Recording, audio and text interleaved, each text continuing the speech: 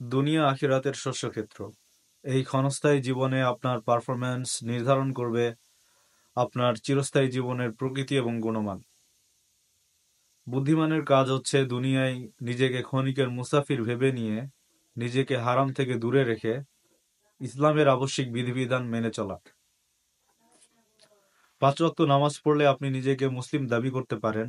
5 বার মসজিদে গেলে মানুষ আপনাকে ইমানদার হিসেবে সাক্ষ্য দিবে। অন্যথায় যদি আপনার নামাজ শুধু হয় জুম্মার দিন, তাহলে আপনি নিজেকে মুসলিম দাবি করতে পারেন না। কারণ ইসলাম শুধু মুখের বুলি নয়, ইসলাম আমল করে দেখানো, অন্তরের বিশ্বাস এবং মুখের বুলি এই সব কিছুর সমষ্টি। 5 ওয়াক্ত নামাজ শুরু করার পর এ পর্যায়ে আপনি প্রকৃত মুসলমানদের খাতায় নিজের নাম লিখিয়ে নিতে পারবেন।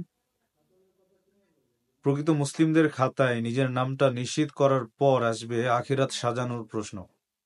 এর আগে আপনার আখিরাত ছিল শূন্য উদ্যান। এখন আপনি সাধ্যমতো তাহাজ্জুদ পড়ুন, জিকির করুন, বান্দার হক এবং আল্লাহর হক ঠিক রাখুন। আপনার চিরস্থায়ী আবাস সমৃদ্ধ হতে থাকবে।